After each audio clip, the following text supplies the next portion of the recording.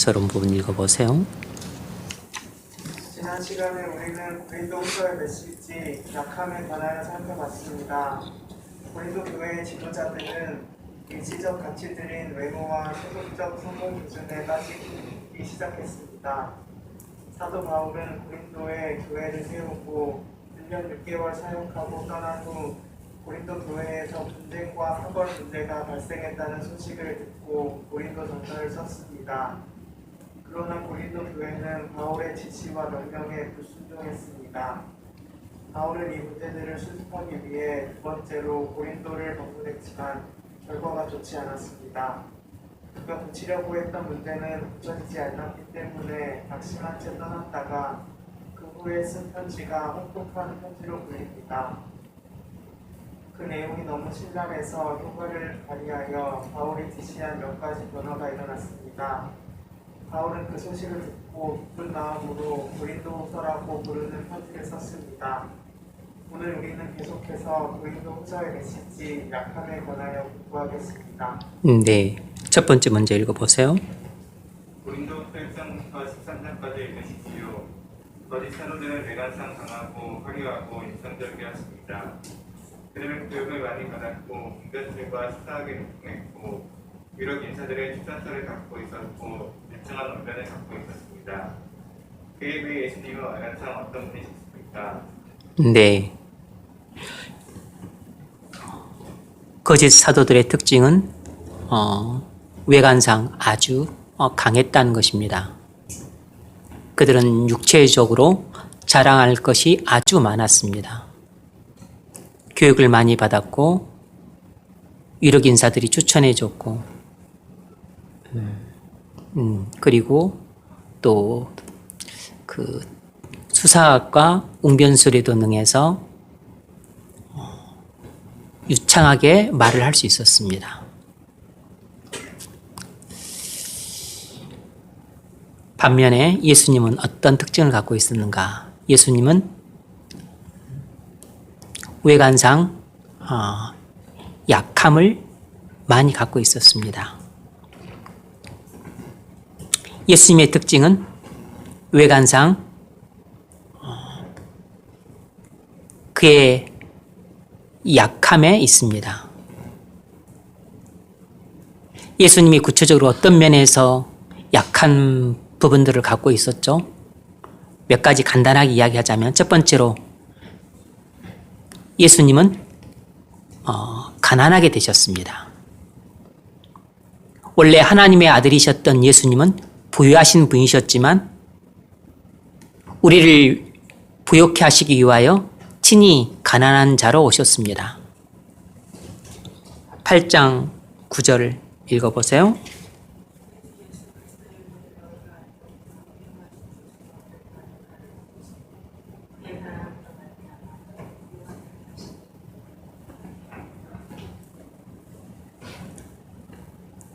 우리 주 예수 그리스도의 은혜를 너희가 알거니와 부유하신 자로서 너희를 위하여 가난하게 되심은 그의 가난함을 인하여 너희로 부욕해 하려 하심이니라.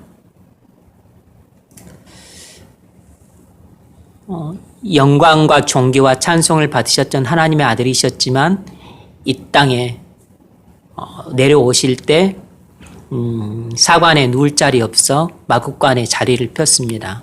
그래서 뿐만 아니라 가난한 목수의 아들로 태어나서 목수 일을 하셨고 그리고 또 친히 가난하게 사셨습니다. 집 한 채도 없이 여우도 굴이 있는데 당신은 누울 자리가 없다고 말씀하셨어요. 평생 집 한 채 없이 가진 재산 없이 그렇게 가난하게 사셨습니다. 이것이 예수님이 지니셨던 약함이었습니다.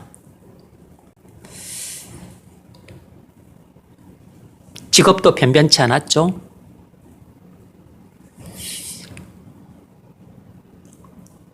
목수의 아들로 태어나서 목수라는 직업을 가지셨다가 그리고 이제 공생의 사역이 시작이 되면서 그 일도 그만두셨죠. 돈도 없었지만 집도 없었습니다. 그리고 사회적인 지위도 없고 명예도 없었습니다.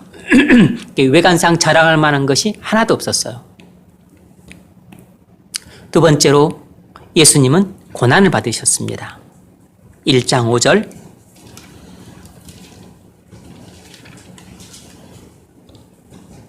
(1장 5절)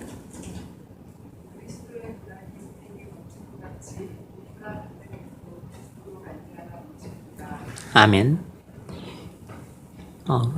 그리스도께서는 이 땅에서 태어나실 때부터 고난을 받으셨습니다. 헤롯 왕이 죽이려고 했었죠.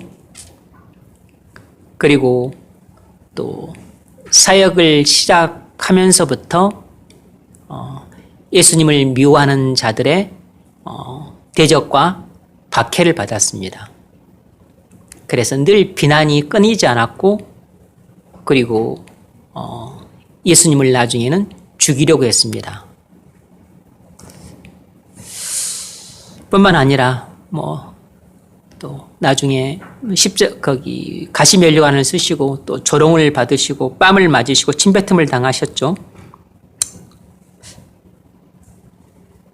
예수님은 하나님의 아들이셨는데 그 아들로서 강함을 갖고 나타나지 않으시고 약함을 갖고 나타나셨습니다. 여기에는 안 나와 있지만 예수님은 나이 30살도 안 돼서 네 나이비 50이 못 되거늘 이라고 말을 들을 정도로 그렇게 외모가 꽃미남이거나 아니면 탁월한 용모를 가져서 사람들이 흠모할 만한 용모를 가지지는 않으셨던 모양이에요. 그래서 이사야서 53장에도 흠모할 만한 것이 없다 그랬습니다.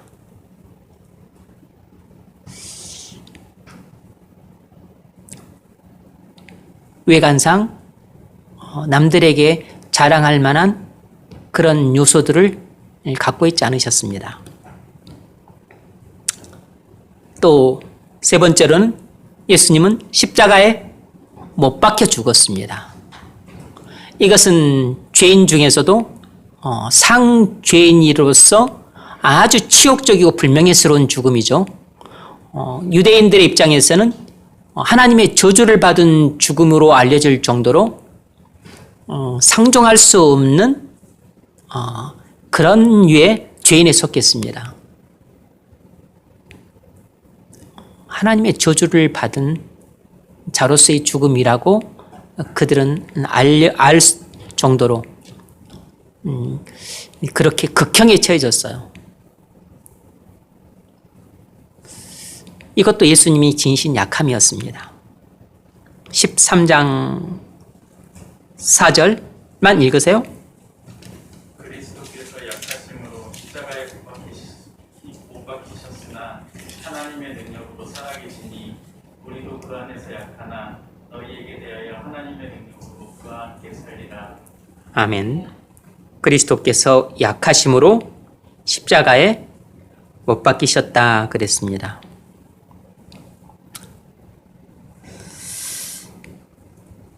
여러분,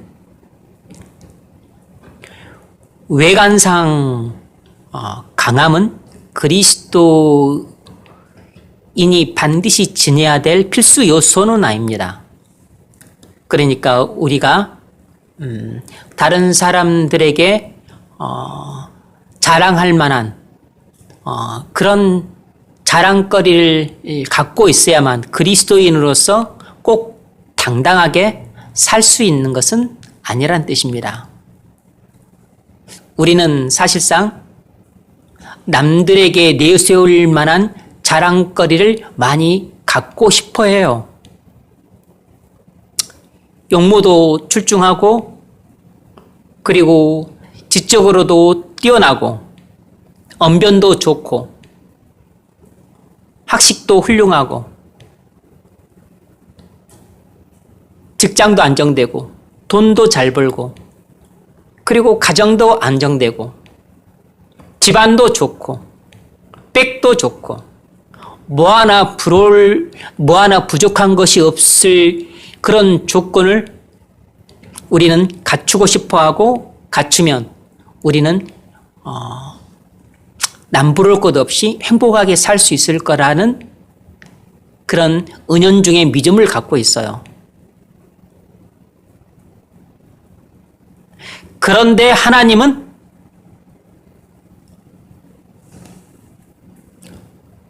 당신의 자녀들이 그런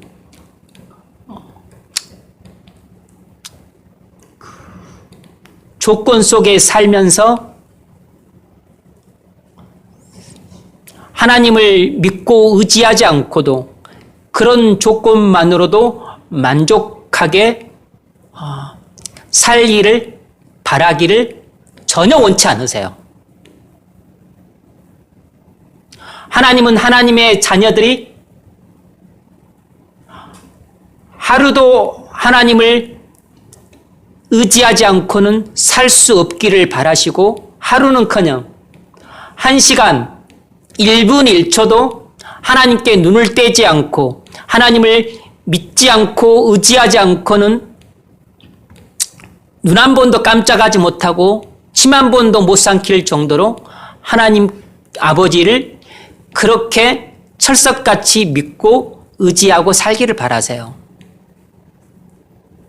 하나님은 우리가 남들이 부러워할 만한 그런 자랑거리를 많이 가진 외관상 아주 강한 사람으로서 그래서 우리 자신의 힘으로 많은 일을 해내고 또 우리 자신의 능력으로 교회를 팡팡 세우고 그래서 이것이 하나님의 교회고 내가 하나님의 백성이다. 이렇게 하나님께 영광 돌리는 방법을 취하지 않으세요. 하나님이 어떻게 일하시는가를 알아야 하는 것이 중요한 이유가 여기에 있습니다. 하나님은 절대로 그렇게 일하지 않으세요. 내가 운동신경이 아주 뛰어나고 신체 조건도 아주 좋고 그래서 외국 유학 가서 내가 유소년 클럽에서 잘 훈련받아서 그래서 골을 넣으면 무조건 그냥 엎드러져 가지고 기도하고 또 하나님께 찬양 들려서 그렇게 하나님께서 영광 받으실 것 같지만 그런 식으로 하나님은 영광 받으시는 분이 절대로 아닙니다. 하나님은 우리의 약함을 통해서 하나님의 그 강하신 권능이 드러나게 함으로써 하나님께서 영광을 받으시도록 계획하고 계신 것입니다. 그래서 우리가 지닌 이 약함이라고 하는 요소는 우리가 그리스도인의 삶을 사는 데 있어서 인간적인 측면에서는 큰 걸림돌이 되지만 하나님의 일을 감당하는 데 있어서는 조그만 걸림돌도 되지 않는 것이에요.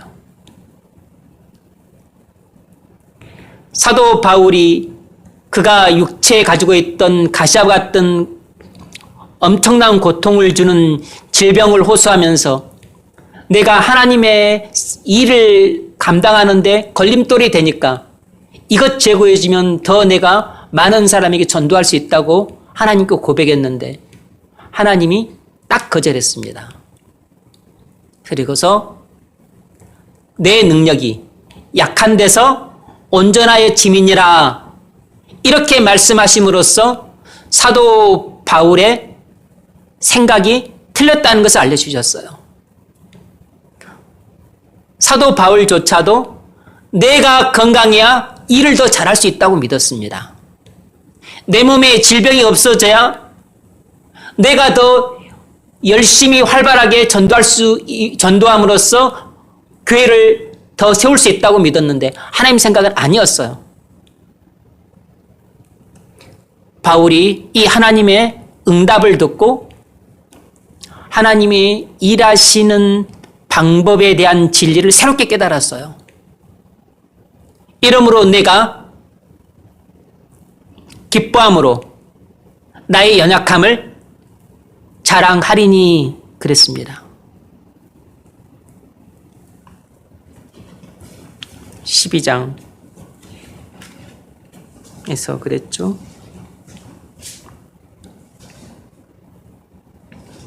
내 은혜가 내게 족하도다.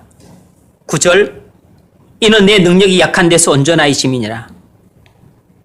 이러므로 도리어 크게 기뻐함으로 나의 여러 약한 것들에 대하여 자랑하리라. 왜냐하면 그리스도의 능력으로 내게 머물게 하려 함이라. 그러므로 내가 그리스도를 위하여 약한 것들과 능욕과 궁핍과 핍박과 곤란을 기뻐한다는 것입니다. 이것들은 하나도 우리가 기뻐할 만한 것들이 못 되죠. 능욕받는 게 뭐가 자랑스러운 일입니까? 궁핍과 그리고 핍박당하고 곤란당하고 그리고 몸에 질병이 있고 가난하고 못 배우고 무시당하고 천대 받는 직업 같고 그것이 뭘 자랑을 할 것이 있다고 기뻐합니까? 그런데 오히려 그런 내게 있는 이런 약한 요소들이 하나님의 그 전능하신 능력과 풍성한 사랑과 그리고 하나님의 그 은혜로운 성품이 드러나기에는 훨씬 좋은 조건이라는 것입니다.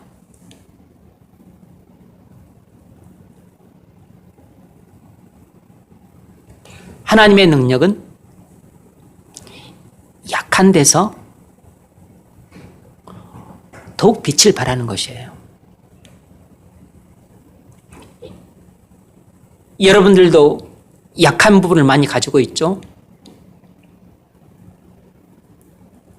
외모가 뛰어나지 못한 것, 지적 능력이 부족한 것, 많이 배우지 못한 것, 집안이 가난한 것, 직업이 별변치 않은 것, 집안이 특별히 자랑스러울 만한 게 없는 것, 부모님이 믿지도 않는 집안, 뭐 하나 내세울 것 없는 것, 건강도 변변치 않은 것, 말주변도 없는 것, 뭐 사람들이 특별히 나한테 특별히 뭐 칭찬해 줄 만한 게 별로 없어. 그런 약한 부분들이 우리는 통상 나는 하나님을 일을 하기에 큰 사람이 되기는 글렀다. 나의 이렇게 초라하고 못난 모습을 통해서 하나님께서 무슨 영광을 받으실까? 우리는 다 그렇게 생각해요. 그런데 이런 약한 것들이 많을수록 하나님의 강함이 드러나기에는 너무 최적의 조건인 것이에요.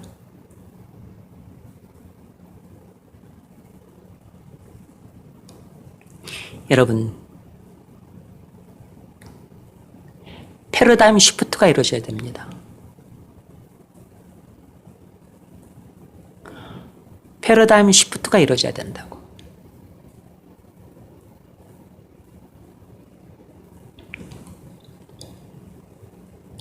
그리스도인으로서 관점의 변화가 일어나야 된다고. 우리의 인식의 틀이 완전히 바뀌어야 돼요.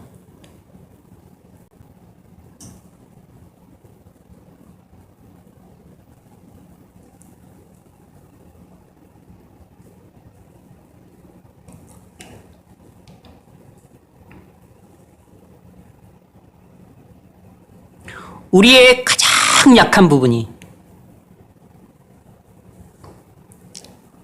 하나님의 전능하신 능력이 드러나기에는 가장 좋은 지점이에요.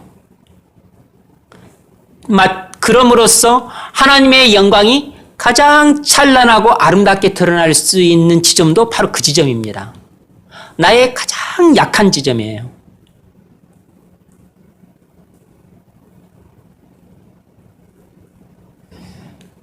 우리가 어떤 부분에 대한 진리를 아는 지식을 일정 부분 갖는 것도 중요하지만 정말 중요한 것은 패러다임 시프트가 일어나는 것이 훨씬 중요한 일입니다. 그것은 큰 변화예요. 지식을 조금 갖는 것은 아주 작은 변화입니다.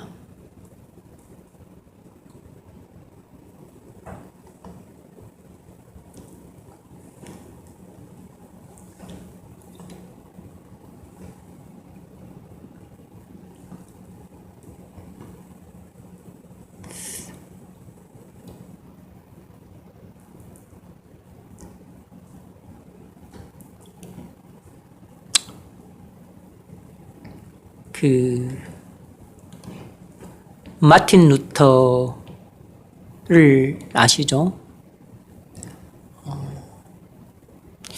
마틴 루터는 좀 평범한 사람은 아니었습니다.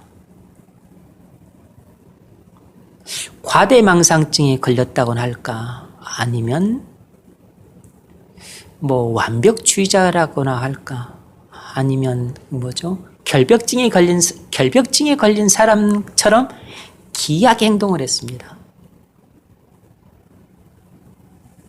그는 수도원의 수도사로 있을 때부터 그는 하루에도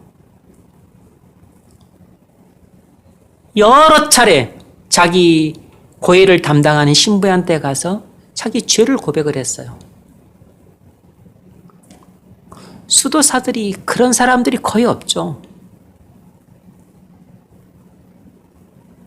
하도 자주 찾아와서 고해성사를 하니까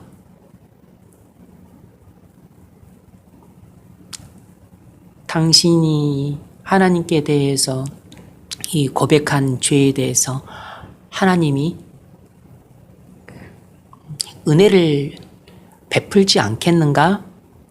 라고 위로하고 염려할 정도로 그렇게 자신의 죄의 문제에 대해서 근심이 많았어요.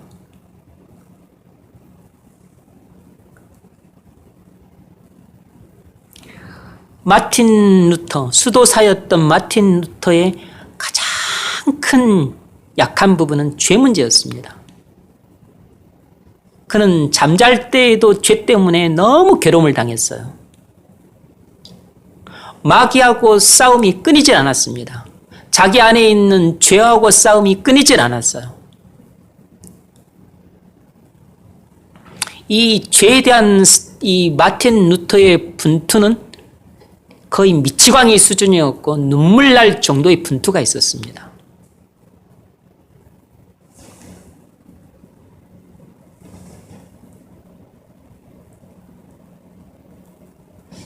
나중에 그가 로마서를 연구하다가 복음에는 하나님의 의가 나타나서 믿음으로 믿음에 이르게 하나니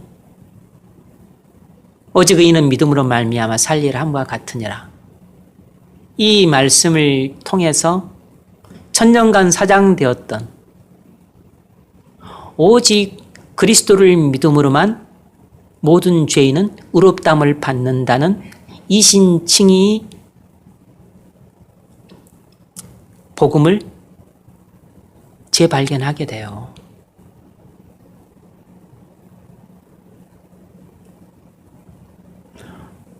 하나님의 강함이 마틴 루터의 가장 취약한 부분을 통해서 휘황찬란하게 빛을 발하는 순간이었습니다. 마틴 루터는 처음부터 막 골리앗 장수처럼 그렇게 기골이 장대하고 마음이 담대하고 그리고 원래부터 무슨 어디 제후거나 영주거나 왕이거나 아니면 교황이거나 그런 거목이 아니었어요.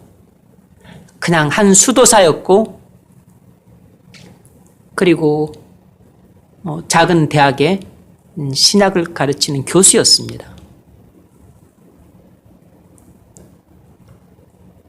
그랬던 그가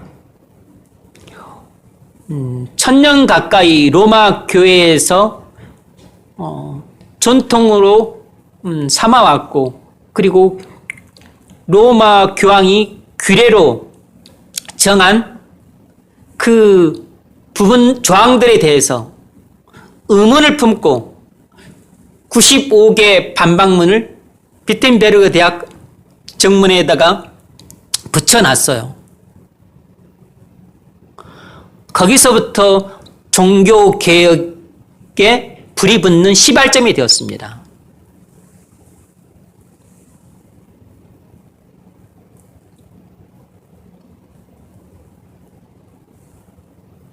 루터 자신도 몰랐죠. 하나님이 자신을 사용해서 종교개혁을 일으키실 줄은.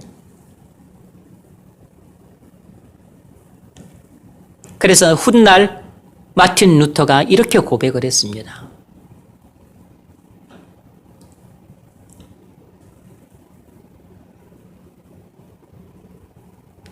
하나님은 말씀을 통해서 자신의 모든 일을 이루셨다 그랬습니다. 나는 성경을 연구했고 설교했고 그리고 성경을 번역하고 책을 썼을 뿐이다. 그런데 그 말씀이 하나님의 일을 이루셨다. 하나님은 자신의 말씀을 통해서 모든 일을 이루셨다. 이렇게 고백을 했습니다.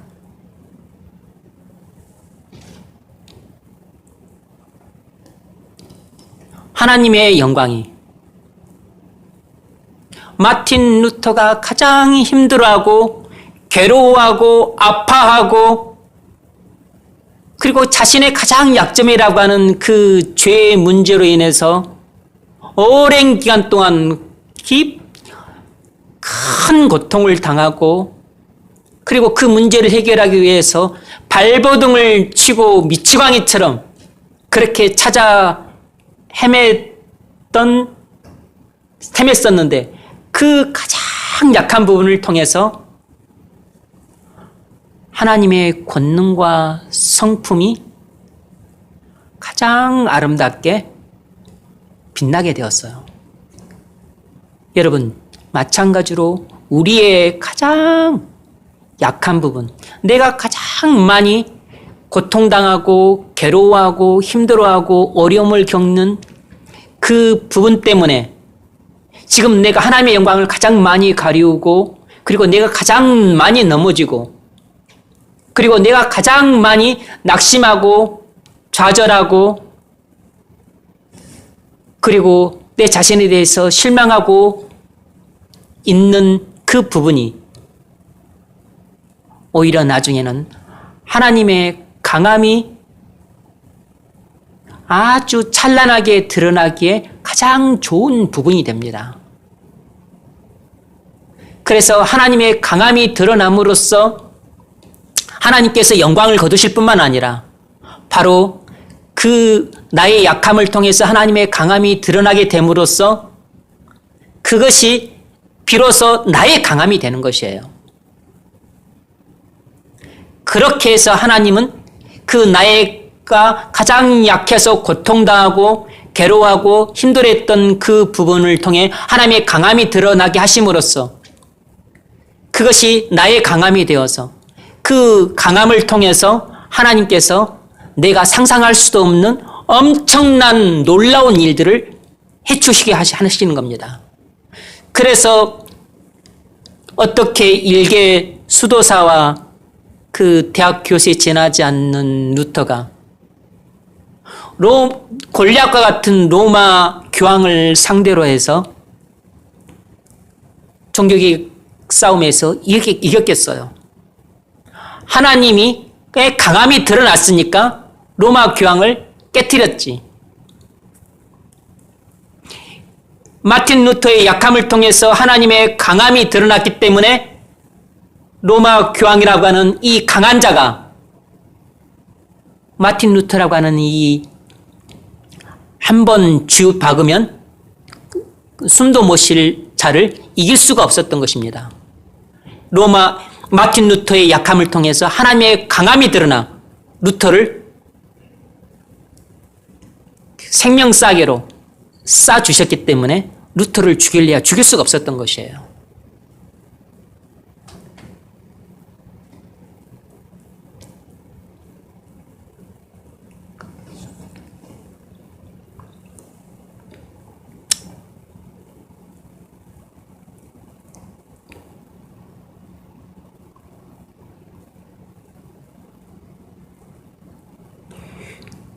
우리의 가난함, 그리고 못 배움, 집안이 안 좋음, 사람들에게 무시당하는 것,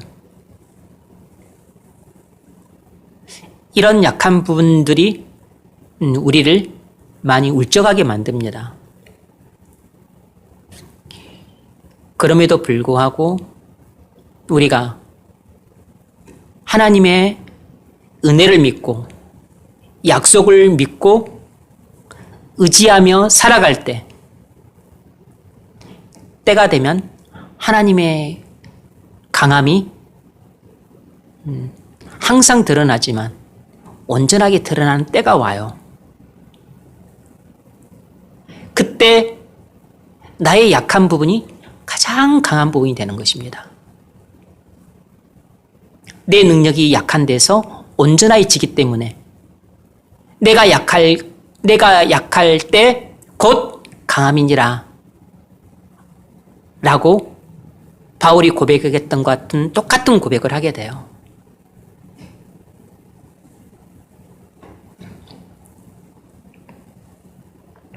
그래서 그리스도인은 절대 지금 눈에 보이는 것만을 믿고 의지해서 살아서는 안 되는 것입니다. 그리스도인은 오직 믿음으로 살아야 되는 이유가 여기에 있는 것이에요. 그래서 고린도후서 5장 7절이 이 고린도후서 전체의 내용을 요약하고 있는 구절이라 말할 수 있어요. 읽어보세요. 5장 7절. 이는 우리가 믿음으로 행하고 보는 것으로 행하지 아니함이니라. 아멘. 나의 약함, 나의 어눌함, 나의 질병, 나의 가난함, 나의 직업의 변변치 않음, 돈 없는 것, 기도도 못해, 아는 것도 별로 없어, 잘할 것도 없어. 이런 부분들이 나를 우울하게 만들고 의기소침하게 만들지만, 그러나 그런 것들을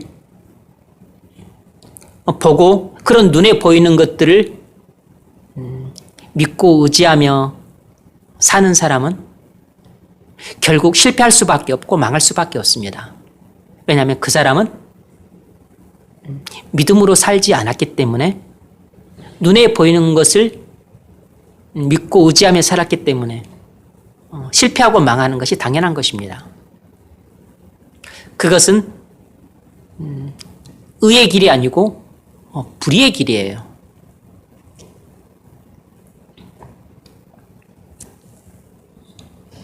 여러분, 복음은 우리에게 이 세상에서 평안한 삶을 보장하는 비결을 알려주지 않습니다.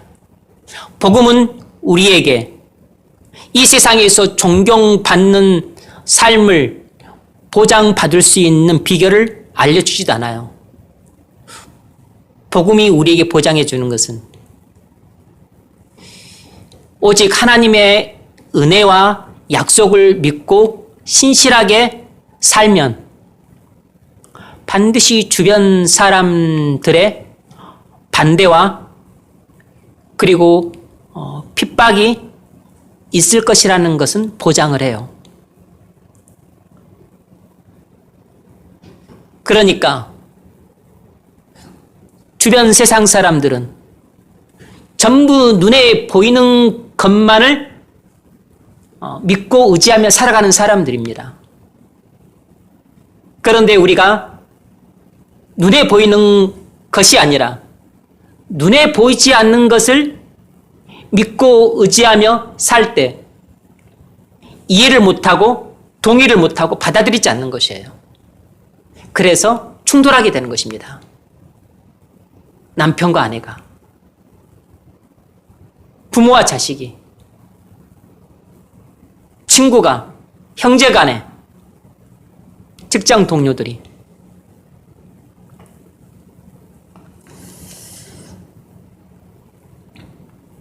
우린 약합니다. 그러나 그것이 우리에게 하나도 문제가 안 돼요. 이 세상에서 살아갈 때 세상 사람들한테는 그게 문제로 보이지만 하나님 나라에서는 하등의 문제가 안 돼요.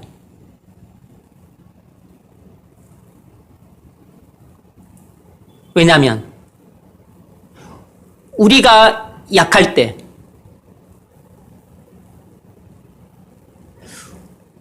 우리는 그리스도 안에서 우리에게 보장된 하나님의 은혜와 약속을 믿고 의지함으로 하나님의 강함이 나의 믿음을 통해서 나의 연약한 부분들에 나타날 때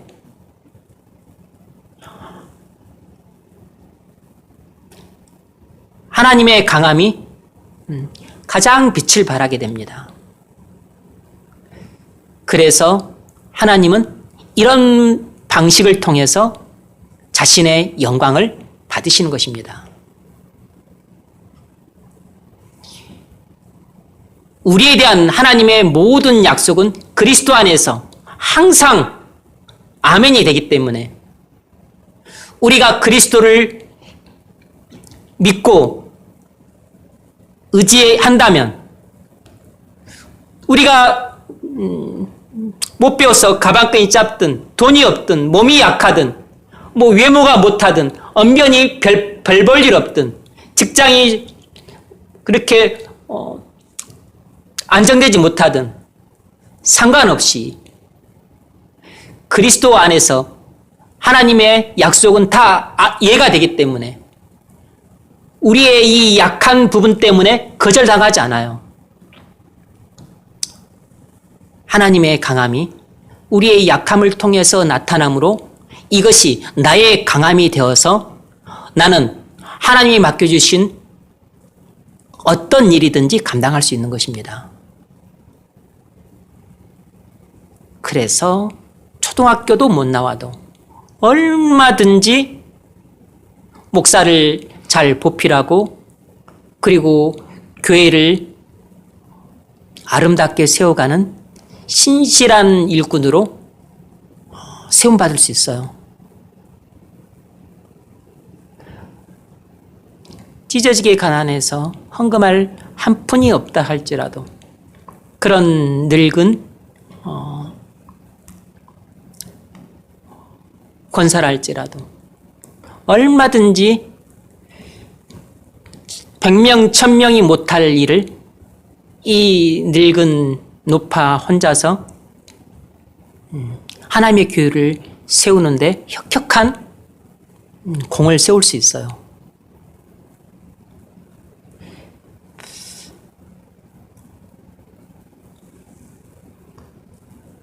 내가 몸이 약할지라도 또 다른 부분이 연약할지라도 상관없습니다. 내가 불신 가정에서 태어난 것, 내 남편이 없고 아내가 없는 것, 또 어떤 아픔들을 갖고 있을지라도 하나님은 우리의 약함을 하나님이 쓰시는데 걸림돌로 전혀 생각하지 않으신다는 것입니다. 심지어 우리를 구원하러 오신 그리스도도 외관상 완벽하지 않으셨어요. 키도 아주 크고 외모도 멋지고 그리고 굳이 가난한 집안에서 태어날 필요 뭐 있습니까? 뭐 대제국의 뭐 왕의 아들로 태어나서 그냥 뭐 비바람 하나 맞지 않고 고생 하나 하지 않고 그렇게 자라면 더 품이 더 있어 보이잖아요. 그 가난한 목수의 집안에서 꼭 굳이 태어날 건 또 뭡니까? 그리고 또 그렇게 또 늙게 보이는 것은 또 뭐예요? 그러면서 또 사역을 하면서도 온갖 반대와 비난과 핍박을 받았습니다. 예수님도 그랬어요. 예수님도 그런 약함을 갖고 있었습니다. 사도 바울도 그런 약함을 갖고 있었어요.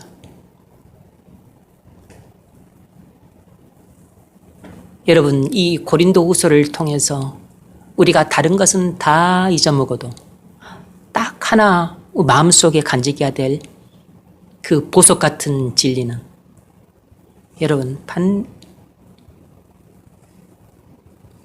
하나님의 강함은 우리의 약함을 통해서 드러남으로써 우리의 약한 지점이 하나님께서 영광 받으시기에 가장 좋은 지점이 된다는 사실입니다. 그래서 우리의 약한 부분은 인간적으로 볼 때는 우리가 낙심하기 쉬운 부분이지만 그러나 이 패러다임이 시프트가 돼야 돼요. 하나님이 보실 때는 하나님의 강함을 드러내기에 가장 좋은 부분이어서 하나님께서 영광 받으시기에 가장 좋은 지점인 것입니다.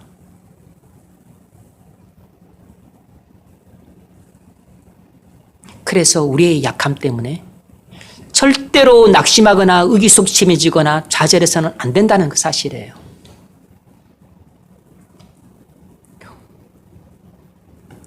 만일 여러분이 죄의 문제로 깊이 근심하고 있다면 계속해서 거기에 천착을 하십시오. 회개하려고 하지만 회개가 안 된다면 계속 그 문제를 깊이 파고드십시오. 해결이 될 때까지. 반드시 여러분이 가장 취약하다고 생각되는 그 부분을 통해서 하나님의 강함이 드러날 때 비로소 그것이 여러분의 강함이 됩니다. 여러분의 강함이 되면 하나님이 여러분에게 못 맡기실 일이 없어요. 여러분이 하나님을 위해서 못하실 일이 없습니다.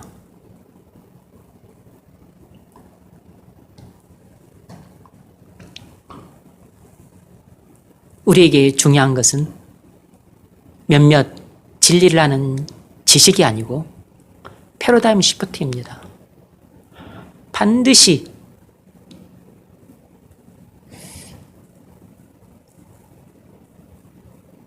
하나님께서 어떻게 일하시는가에 대한 이 관점의 변화가 일어나야 됩니다. 하나님이 어떻게 영광을 받으시는가에 대한 인식의 틀이 바뀌어야 돼요. 두 번째 문제 읽어보세요. 고린도후서 1장부터 13장까지 읽으십시오. 사도 바울이 고린도 교회에 가만히 두는 교사들을 거짓 사도라고 정죄한 이유가 무엇입니까? 네.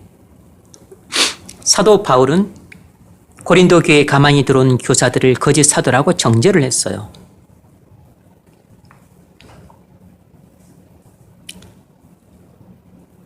그 근거가 무엇인가? 여러 가지가 있는데 첫 번째는 그들은 자신들의 외관상 강함을 자랑을 했습니다. 10장 7절 너희는 외모만 보는 사람, 만일 사람이 자기가 그리스도에게 속한 줄을 믿을진데 자기가 그리스도에게 속한 것 같이 우리도 그러한 줄을 자기 속으로 다시 생각할 것이라. 네. 고린도 교인들은 거짓 사도들의 외모를 보고 반했습니다. 인상도 좋았고 외모도 출중했고 말도 잘했고 설교도 잘했고 웅변술과 수사학도 뛰어났고 교육도 많이 받았고 너무 흡족했습니다. 다시 말하면 이 거짓 사도들은 자신들의 육체를 자랑했어요. 자신들이 가진 외적인 뛰어난 조건들을 과시를 했습니다. 이것이 거짓 사도의 첫 번째 중요한 특징이에요. 10절, 11절 읽어보세요. 그들의 말이 그의 편지들은 무게가 있고 힘이 있으나 우리가 모두 대할 때는 약하고 그 말도 시원하지 않다. 이런 사람은 우리가 떠나 있을 때 편지들로 말하는 것과 함께 있을 때 행하는 일이 같은 것임을 알지라. 아멘. 하나님이 세우신 참사도인 참사도인 바울을 이렇게 함부로 비난하고 비하할 정도로 그들의 인격은 바르지 못했습니다. 그러니까 자신들은 말을 너무 잘하는데 사도 바울은 눌변이라는 것을 비하했습니다. 17, 18절 자랑하는 자는 주 안에서 자랑할지니라. 옳다 인정함을 받는 자는 자기를 칭찬하는 자가 아니요 오직 주께서 칭찬하시는 자니라. 아멘. 그들이 하도 자기 자랑을 많이 하는 사람들이었기 때문에 그리스도인은 자기 육체를 자랑하는 사람이 아니고 오직 주 안에서 자랑하는 사람이다 그랬습니다. 그러니까 자기 자랑을 하는 사람이 아니고 오직 그리스도만을 자랑하는 사람이다. 그것이 진정한 성도의 자세다라고 훈계하고 있는 것입니다. 자기 자랑이 많은 사람은 성도의 올바른 자세가 아니죠. 주님께로부터 칭찬을 받아야지 진짜 성도지. 자기가 자기를 칭찬하는 사람은 그것은 가짜 성도인 거죠. 두 번째로 그들은 다른 복음을 전했습니다. 이것이 또 결정적인 사유예요. 읽어보세요. 11장 4절. 만일 누가 가서 우리가 전파하지 아니한 다른 예수를 전파하거나 혹은 너희가 받지 아니한 다른 명을 받게 하거나 혹은 너희가 받지 아니한 다른 복음을 받게 할 때에는 너희가 잘 용납하는구나. 아멘.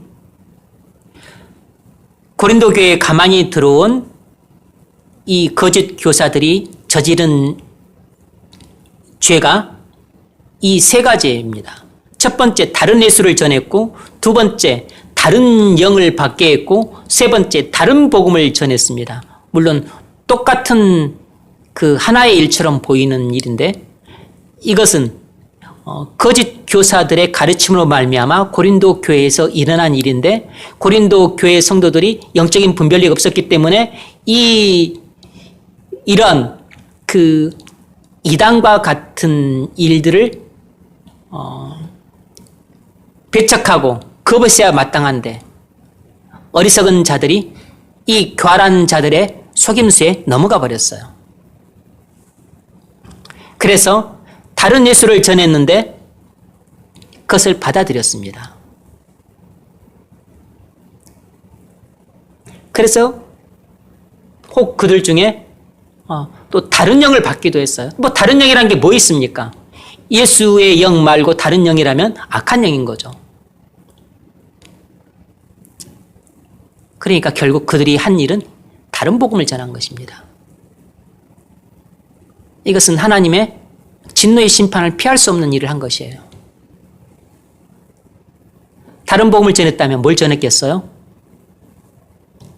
예수 그리스도를 믿음으로만 의롭다함을 받는다는 이신칭의가 아닌 이들은 유대적 성향이 강한 사람들이었을 가능성이 높기 때문에 율법을 지켜야만 한다거나 아니면 예수님이 우리를 위해서 십자가에 달려 돌아가셔서 대속하신 것은 맞는데 그래도 할례를 받아야 한다거나 이런 것들을 덧붙이신 거죠. 아니면 다른 예수를 전했다면 예수님은 하나님의 아들이시요 그리고 동시에 또 사람이신 참 하나님이시고 참 사람이시라는 이 그리스도 양성 교리를 전한 게 아니고 예수님은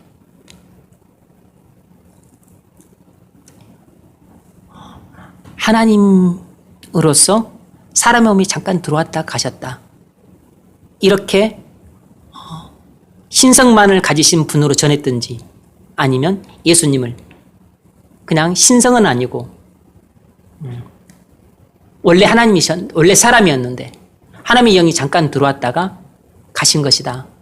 뭐 이렇게 최초의 인간이라고 하는 또 하나님의 그 예수님을 인성만을 가지신 분으로 전했든지 다른 예수를 전한 것이에요. 그러니까 그들은 교리적으로 틀린 가르침을 전했고 그래서 다른 영을 받게 하는 것입니다. 이것이 거짓 사도들이 저지른 일이에요. 오늘날 교회도 이런 비슷한 일들이 많이 있죠. 아예 대놓고 그렇게 하는 사람들은 이제 이단으로 분류를 하고 그리고 또 더 심하게 하는 사람들은 그 사이비로 우리가 분류를 하죠. 이만희 같은 부류의 인간들.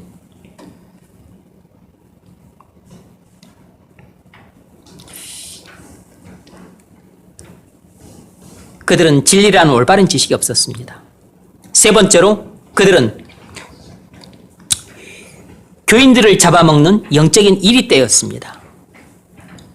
11장 19절 20절 너희는 지혜로운 자로서 어리석은 자들을 기쁘게 용납하는구나. 누가 너희를 종으로 삼거나 잡아먹거나 빼앗거나 스스로 높이거나 땀을 찢지라도 너희가 용납하는도다. 아멘. 이 고린도 교인들의 어리석음은 자기들을 케어해 주는 진실된 목자가 아니라 이 거짓 사도들은 자신들의 필요를 따라서 자신들을 잡아먹는 영적인 이리떼라는 것을 몰랐습니다. 그것이 어느 시대든지 간에 항상 교회 안에 있는 이 양떼들의 그 영적으로 눈이 어두운 양떼들의 피할 수 없는 운명이에요. 양떼들은 이 목회자가 자신의 그 내장을 파먹고 살을 찢어먹을 이리떼인지 아니면 자신의 목숨을 바쳐서 나를 보호해 줄 선한 목자인지 좀처럼 구분할 능력이 없어요. 그것이 교회 안에 있는 눈이 어두운 영적인 눈이 어두운 양떼들의 비참한 현실입니다. 거듭나지 않은 사람들은 말할 것도 없거니와 거듭났다고 하는 구원받은 성도들도 태반은 그런 상태에 있어요.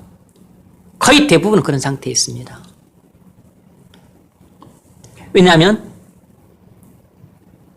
거짓 사도들이 여기다가 거짓 사도 이렇게 써놓고 쓰고 오지 않기 때문입니다. 영적인 이리떼가 발톱을 드러내고 이빨을 드러내고 교회 안에서 사역을 하시는 것이 아니기 때문이에요. 오히려 이빨이 송곳니가 있는 늑대 같은 사람들은 훨씬 더 잘 웃을 겁니다. 훨씬 더 미소를 지을 거고 그리고 날카로운 발톱에 있는 사람은 훨씬 더 친절하고 상냥하고 자신의 간이라도 꺼내줄 만큼 그렇게 친절과 상냥함을 베풀 것이에요. 그러니 딱 속아 넘어가기 좋은 것입니다.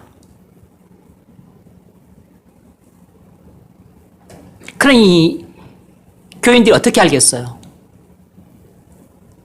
고린도 교인들조차 모르는 것을 여러분이 어떻게 알겠냐고. 고린도 교인들이 속은 것을 여러분들은 속지 않을 거라고 자신할 수 있겠어요? 그들이 바울은 우매한 자라고 책망했지만 그들은 다 거듭난 사람들이었습니다. 그들은 지식의 은사, 예언의 은사, 방언의 은사, 많은 은사들을 받은 사람들이었어요. 그들 중에는 배운 사람들도 많았습니다.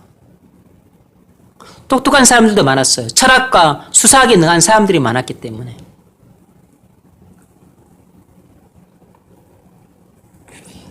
여러분보다 지적인 능력이 못한 사람들이 아니었다고.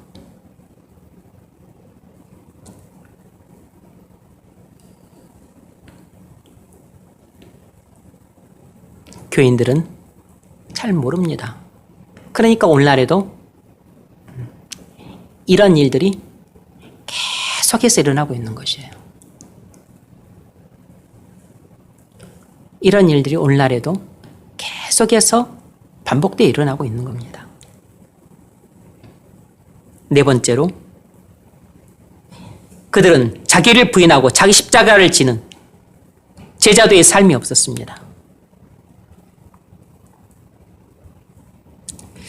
그들에겐 제자의 삶이 없었어요.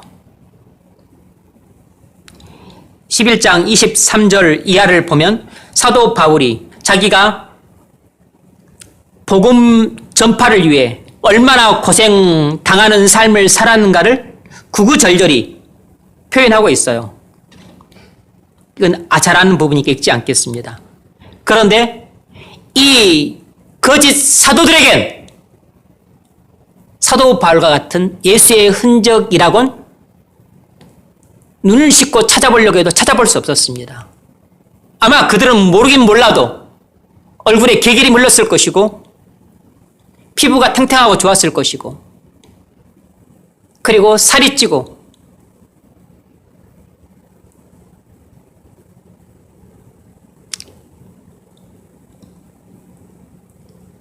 장단지와 그리고 허벅지에 살이 쪄서 무릎을 꿇고 기도하기 어려웠을지도 모릅니다.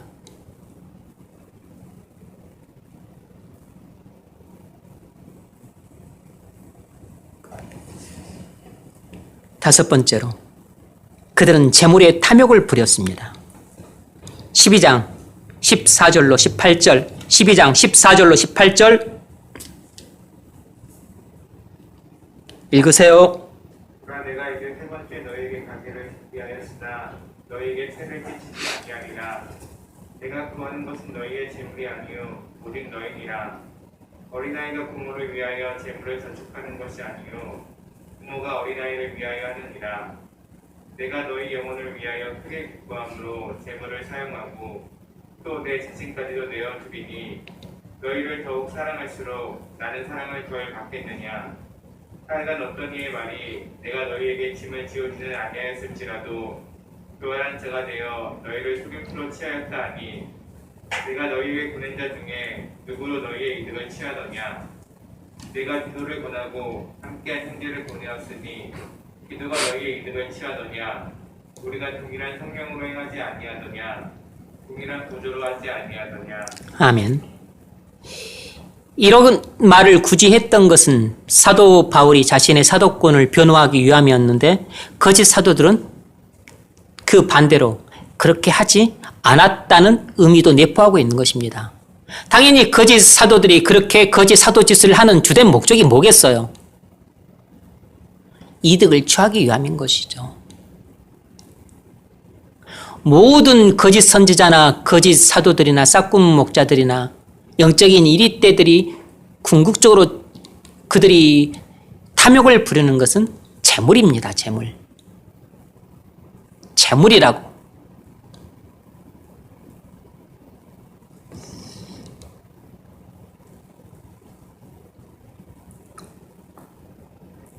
그런데 사도 바울은 참된 사도였고 디도나 디모데나 다 복음 전하는 훌륭한 형제들이었기 때문에 재물의 탐욕을 부리지 않았다는 것입니다.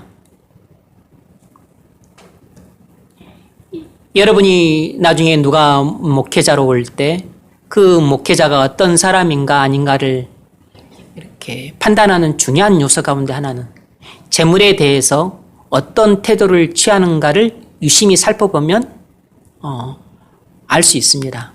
그것이 그 목회자를 판단하는 요소의 전부가 돼서는 안 되지만 하나의 중요한 요소는 될 수 있어요. 왜냐하면 우리 모두는 다 재물을 좋아해요. 본능적으로. 나는 재물에 관심 없다고 말하는 그 멍청이들이 있는데 그건 멍청이들입니다. 그건 인간에 대해서 아무것도 모르는 사람이에요. 그런 멍청이 말로 진짜 탐욕스러운 사람입니다. 우리는 3살짜리도 돈을 주면 좋아해요. 우리는 재물을 다 좋아합니다. 그건 죄가 아니에요. 그건 우리의 부패한 모습이 그러기 때문에. 그런데 재물을 사랑하는 것은 죄입니다. 재물을 사랑한다고 하는 것은 그것을 얻기 위해 해서는 안 될 일을 한다는 뜻입니다. 다시 말하면 돈의 노예가 된 사람을 가리켜서 재물을 사랑하는 사람이다 이렇게 말하는 것입니다. 그러니까 하나님의 청지기로서 재물을 관리할 줄 모르는 사람은 전부 재물을 사랑하는 사람인 것이에요. 하나님의 청지기가 되어서 하나님이 쓰라고 하시는 대로 재물을 쓰는 사람이 하나님의 청지기인 것이고 그렇게 하지 않고 자기가 쓰고 싶은 대로 돈을 쓰는 사람, 자기 생각대로 돈을 쓰는 사람, 이 사람이 돈을 사랑하는 사람이에요. 이런 사람은 근본적으로 거듭난 성도가 아닙니다. 이런 사람들은 멸망과 침륜에 빠질 자라 그랬습니다. 그런데 목사가 그렇게 돈에 관심이 많고 그리고 탐욕을 부린다면 그건 자기 절제를 못하고 있는 거죠.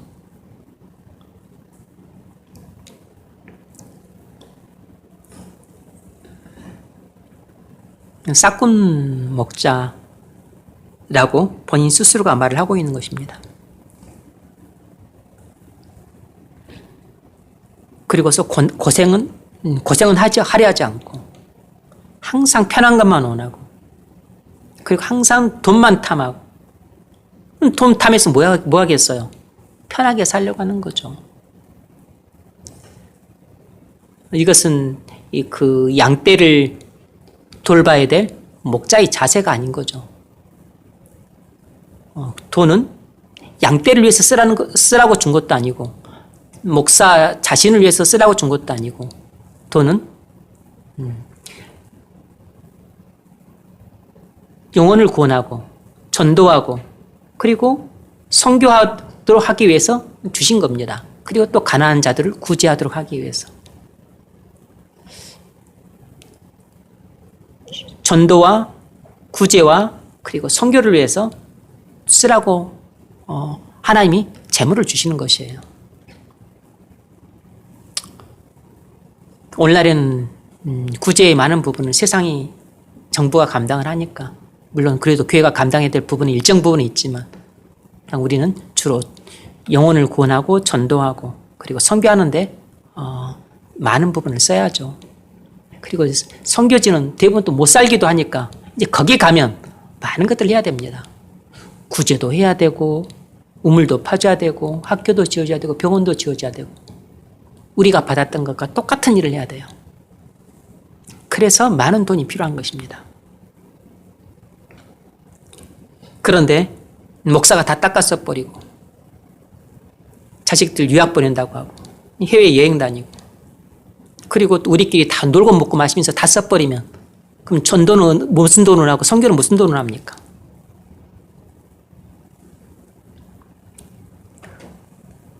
여섯 번째로 그들은 믿음으로 행하지 않고 눈에 보이는 대로 행했습니다. 믿음으로 행하지 않고 눈에 보이는 대로 행했어요. 그러니까 사도 바울을 평가할 때도 편지는 참 잘 쓰는구만. 그런데 말은 시원치 않지.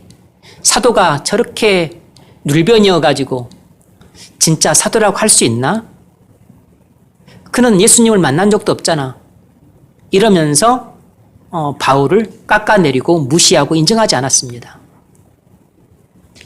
그리고서 그들은 자신들이 가지고 있는 그 장기, 말 잘하고 설교 잘하고 그리고 학식 높고 그리고 웅변 잘하고 수사학 잘하는 것, 그런 것 가지고 교인들의 마음을 사로잡았어요. 오늘날 교인들은 넘어가지 않을까요? 많이 배웠으니까. 오늘날 교인들은 하루에도 12번 넘어갈 겁니다. 고린도 교회의 교인들이 분별하지 못하고 속았다면 오늘날 교인들도 똑같이 속아 넘어갑니다. 그러니까 똑같은 일이 재현되고 있는 것이에요. 정리하자면 바울은 고린도 교회에 가만히 들어온 교사들을 거짓 사도라고 정죄했어요. 바울이 그들을 어떻게 부르는지 11장 13절로 15절까지 읽어보세요.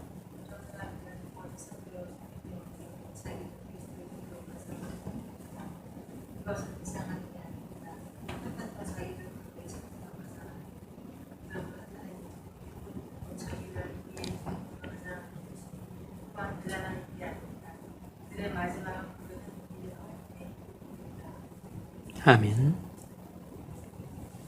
그런 사람들은 거짓 사도요, 궤일의 일꾼, 궤일의 역군이니, 다시 말하면 그들은 거짓 사도요, 그리고 사기꾼이요, 그리고 그리스도의 사도로 가장하는 자들이다. 이렇게 말하고 있습니다. 거짓 사도요, 그리고 사기꾼이요, 그리스도의 사도로 위장하는 자들이다. 이것이 이상한 일이 아니다. 왜냐하면 사단도 자기를 광명의 천사로 위장하기 때문에. 그러므로 당연히 사단의 일꾼들도 자기를 의의 일꾼으로 위장한다는 것입니다.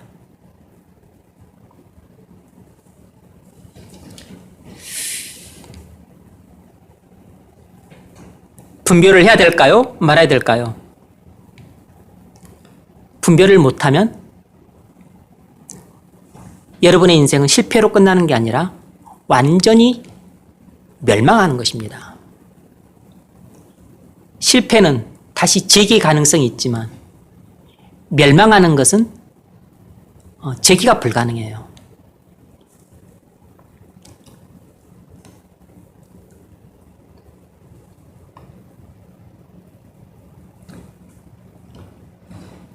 오늘날 교회 안에는 싹군 목자가 있을 거라고 생각하십니까? 이런 복음의 사기꾼과 같은 목사들이 있을 거라고 생각하십니까? 사단이 보낸 일꾼인 그런 목회자들이 없을 것이라고 생각을 하세요? 초대교회에 있었습니다. 아주 많았어요. 고린도 교회, 갈라디아 교회, 에베소 교회, 그리고 골로새 교회, 그리고 소아시아 교회에도 널리 퍼졌습니다. 중세에는 아주 그냥 떼거지로 득식을 거렸어요. 그럼 오늘날에는 한 명도 없이 청정할까요?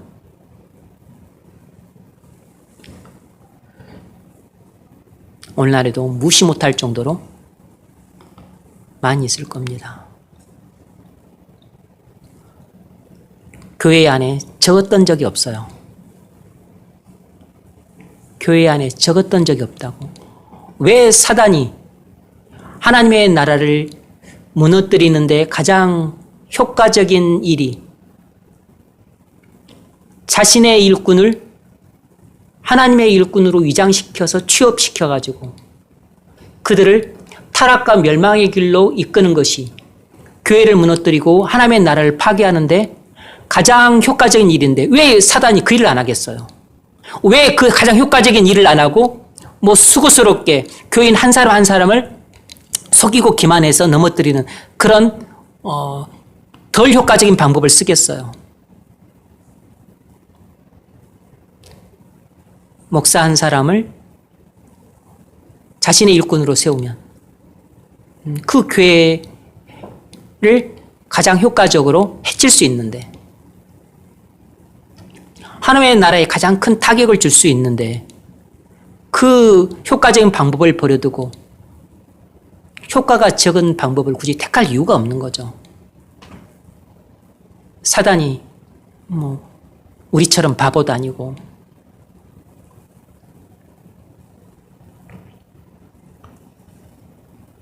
믿음으로 행하지 않고 눈에 보이는 것으로 행하는 사람은 거짓 신자입니다. 마찬가지로 그런 사람도 거짓 목사예요. 우리가 믿음으로 행하지 않고 보는 것으로 행하고 있다면 우리 삶은 반드시 실패하게 되고 그리고 지금 엉망진창이 돼가고 있을 겁니다. 우리는 보이는 것으로 행하지 않고 믿음으로 행하는 사람들이에요. 세 번째 문제 읽어보세요.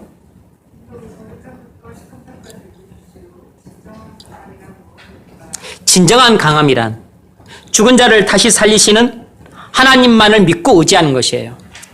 진정한 강함이란 죽은 자를 다시 살리시는 하나님만을 믿고 의지하는 것입니다. 1장 8, 9절 읽어보세요.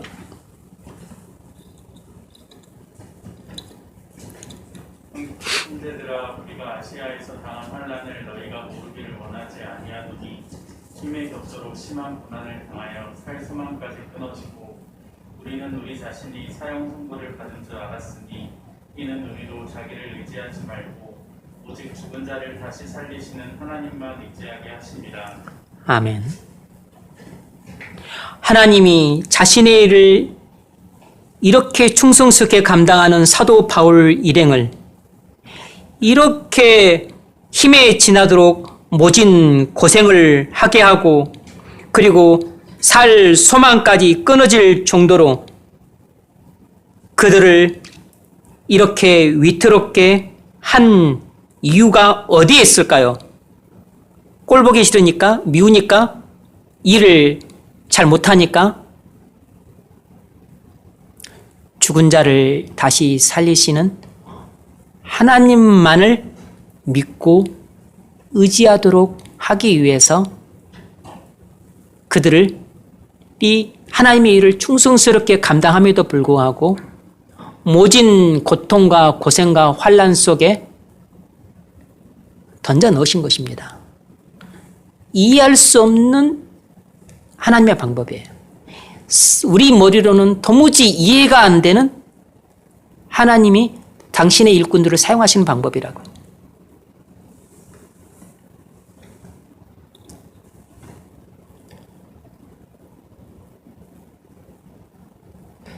사도 바울 일행이 이제는 죽었다. 이제는 더 이상 우리가 어떤 일을 할 수가 없다. 너무 힘들어서 그 일은 불가능할 것 같다.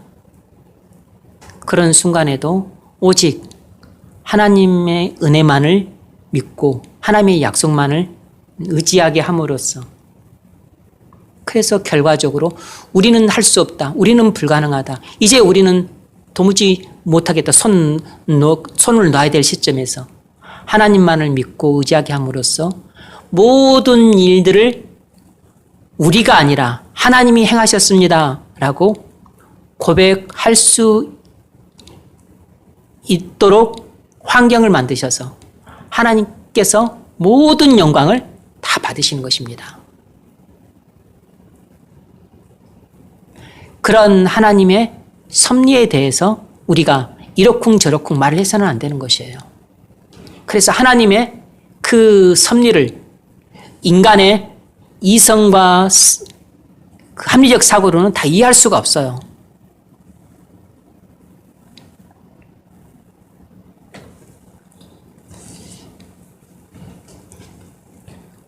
남침례교 신학교 신학학장이었던 엘버트 멜러 목사님이 이렇게 말했습니다. 하나님의 영광이란 하나님의 권능과 성품의 내적인 실제와 외적인 표명이라고 정의했습니다. 하나님의 영광이란 하나님의 권능과 성품의 내적인 실제와 그리고 외적인 표명이라. 그냥 여러분이 이해만 하셔도 충분히 기억할 수 있습니다. 우리가 약해서 하나님의 강함을 의지할 때 우리를 통해 하나님의 강함이 드러나는 것입니다. 하나님의 강함이란 권능과 성품인 거죠. 그래서 우리가 약할 때 하나님을 강함을 의지하면 하나님의 강함이 우리의 약한 부분을 통해서 온전히 드러남으로써 하나님께서 영광을 거두시게 되는 것입니다. 그래서 하나님의 권능과 하나님의 성품이 가장 온전하게 드러날 수 있는 지점이 어디냐면 바로 나의 가장 약한 부분을 통해서예요.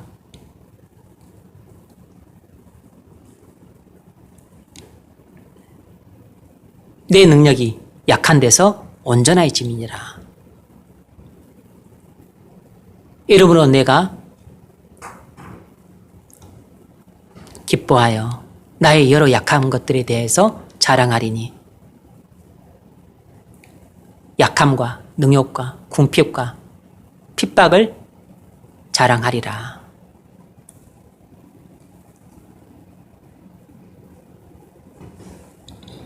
(1장 20절) 읽어보세요. 하나님의 약속은 얼마든지 그리스도 안에서 예가 되니 그런즉 그로 말미암아 우리가 아멘하여 하나님께 영광을 돌리게 되리라. 아멘. 여러분, 하나님은 자기 백성을 만들 때 대제국의 왕과 백성을 자기 백성으로 삼지 않으시고 아이를 낳지 못하는 아브라함과 사라를 불러서 자기 백성을 삼기 시작했습니다. 큰 나라 애굽 민족을 자기 백성으로 부르지 않고 애굽의 노예였던 이스라엘 민족을 자기 백성으로 불렀어요. 그래서 이스라엘 백성이 애굽의 군대를 싸워서 한순간에 물리치고 그리고서 애굽을 빠져나와 신속하게 광야로 도망쳤던 게 아니고 애굽 군대에 쫓겨서 앞에는 홍해가 가로막고 뒤에는 애굽 군대가 쫓아오고 오도 가도 못하는 완전히 도간에 든 쥐의 신세가 되어서 완전히 절망 가운데서 하나님께 살려달라고 부르짖을 때 이스라엘이 가장 약하게 되었을 때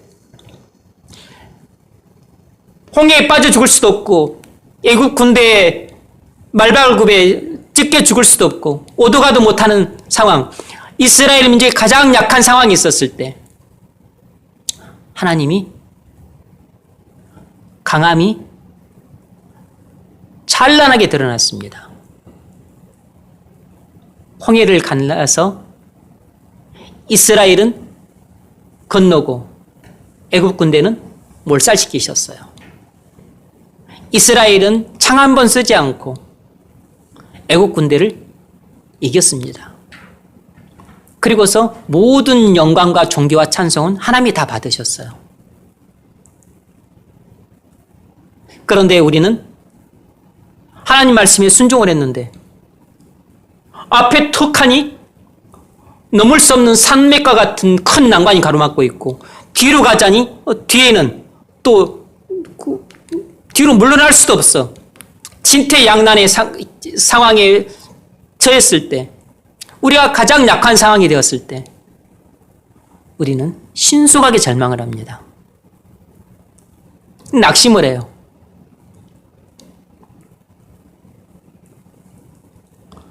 믿음으로 행하지 않고 눈에 보이는 것으로 행하는 것이 습관이 됐기 때문에 그렇습니다. 눈에 보이는 것으로 사는 생활을 계속 해왔기 때문에 그래서 이 상황에서 딱 이 상황을 통찰했던 사람은 모세 한 사람밖에 없어요. 백성들이 모세를 향해서 원망하고 막 군심하자. 보라, 하나님의 구원하심을 보라 하면서 하나님께 이 모든 상황을 맡겼습니다. 그러자 모세가 오른팔을 지팡이를 높이 들자 하나님이 동풍을 불어서 홍해를 물을 말리우셨어요. 우리가 진퇴양난의 상황에 빠졌을 때 그때가 우리가 가장 약할 때인데 그때가 하나님의 강함이 드러나기 가장 좋은 때예요.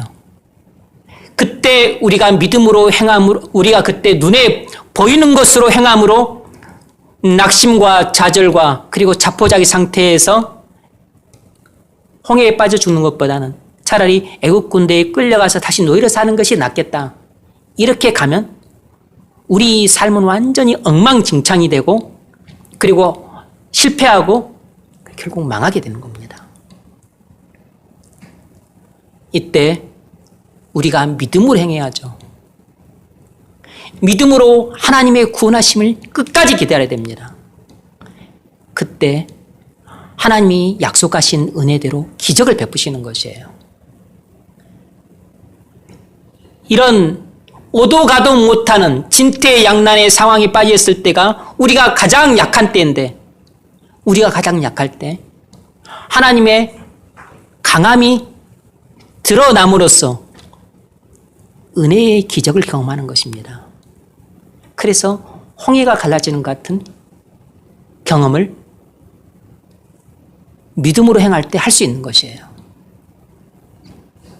만일 여기 다리가 놓여져 있다면 우리는 쉽고 빠르게 도망칠 수는 있지만 기적은 경험 못해요.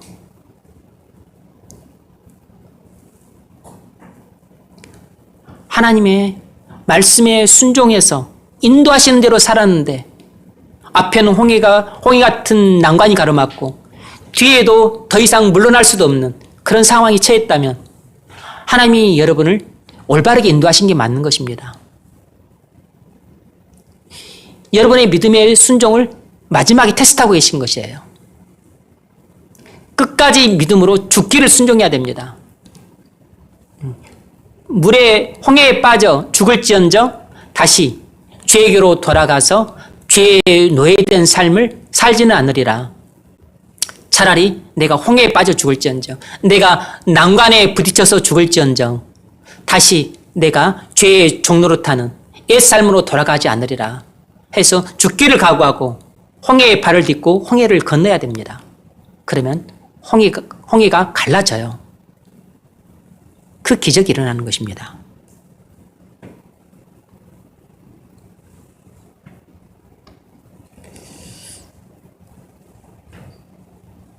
하나님은 총명하고 능력 있는 12명을 택해서 사도로 삼지 않으셨습니다. 하나님은 미천하고 우둔하고 못 배우고 흠 많은 12명을 택해서 사도로 삼으셨어요. 그것이 우리의 소망인 것입니다. 잘생기고 말 잘하고 많이 배우고 집안 좋고 다 믿는 집안이고 목사의 자식이고 그리고 장로 권사의 자식이고 그런 사람들만 하나님이 사용하신다면 우리는 소망이 없어요. 그런데 우리처럼 못 배우고 자랑할 게 없고 흠도 많고 믿는 집안의 자식도 아니고 그런다 할지라도 하나님은 우리 같은 사람을 쓰기를 훨씬 즐거워하세요. 이것이 하나님께서 일하시는 방법입니다. 하나님께서 영광 받으시기 위해 우리를 고단한 상황 속에 놓습니다. 하나님의 강함은 우리의 약함을 통해서 온전히 드러남으로써 하나님께서는 자신의 영광을 취하시는 것입니다. 이것이 하나님께서 일하시는 방법이라고. 그러므로 여러분의 가장 약한 부분을 여러분이 가장 근심하고 그리고 불안해할 터인데 만일 그것이 죄의 문제라면 계속 천착해서 그것을 해결하려고 애를 써야 됩니다. 그런 근심은 여러분을 구원으로 인도하는 근심이에요. 세상 근심은 사망을 이루는 것이요.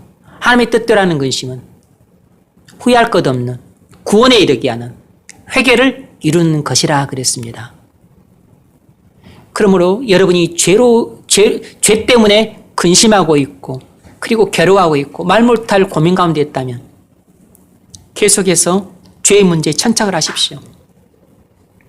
회개를 하려고 해도 회개가 안 되고 예수를 믿어서 의롭다함 받으려고 해도 안 되고 그렇다면 그 문제에 계속 천착을 하십시오. 여러분이 가장 약하다고 생각되는 그 부분을 통해서 하나님의 강함이 가장 아름답고 찬란하고 온전하게 빛나게 될 겁니다. 그때 여러분의 약한 부분이 가장 강한 부분이 되어서 하나님께서 여러분을 통해서 상상하지 못할 정도의 큰 일을 행하실 것이에요. 이것이 하나님께서 미천하고 우둔하고 어리석고 연약한 자를 들어 사용하시는 방법입니다. 그때 하나님께서 가장 큰 영광과 존귀와 찬송을 받으시는 것이에요. 이것이 바로 하나님께서 일하시는 방법입니다.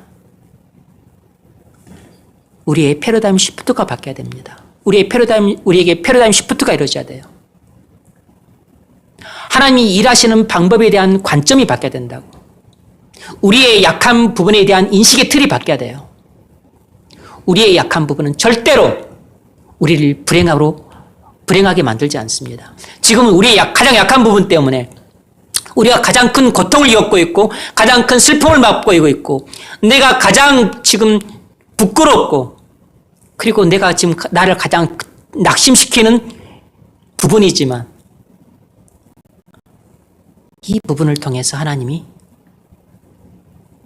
강함이 드러남으로써 하나님께서 영광을 받으시게 될 때 그 부분이 나의 가장 강한 부분이 될 겁니다. 그리고서 하나님께서 반드시 하나님의 은혜와 약속을 믿고 의지하는 나를 통해서 하나님께서 나를 일을 하실 것이에요. 그래서 지금 상상할 수도 없는 위대한 일을 내가 그리스도와 교회를 위해서 하게 될 겁니다. 그런 은혜가 저와 여러분에게 충만하게 일어나기를 주의 이름으로 축원합니다. 적용 질문 읽어보세요. 여러분은 도무지 감당할 수 없는 환경에 직면한다면 어떻게 하겠습니까? 네. 보이는 것에 따라서 한다면 우리는 감당할 수 없는 환경에 직면해 있었을 때 손이 약해져서 낙심하고 체념하게 됩니다. 반드시 그때가 믿음으로 행할 때고 믿음으로 행할 때 우리는 앞으로 갈 수도 없고 뒤로 갈 수도 없고 어찌할 바를 알지 못하지만 그러나 하나님의 구원하시는 그 능력을 경험하기에 가장 좋은 기회예요. 그때가 은혜의 기적을 맛볼 수 있는 절호의 기회입니다. 그러므로 반드시 죽는 한이 있어도 믿음으로 행해야 돼요. 죽는 한이 있어도 믿음으로 순종을 해야 됩니다. 애굽의 군대에 끌려가서 종살이를 하는 게 낫지. 사는 게 낫지. 그래도 바다에 빠져 죽는 게 낫겠나 하고서 물러서면 여러분 우리는 평생 죄의 종로 타며 살아야 돼요.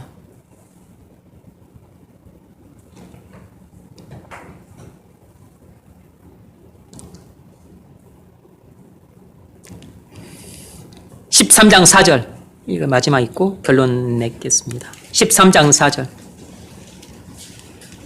그리스도께서 약하심으로 십자가에 못 박히셨으나 하나님의 능력으로 살아계시니 우리도 그 안에서 약하나 너희에게 대하여 하나님의 능력으로 그와 함께 살리라. 아멘. 그리스도께서 약하셔서 십자가에 못 박혀 죽으셨지만 하나님의 전능하신 능력이 나타나서 죽은 자를 살리셨습니다. 우리도 약해서 그래서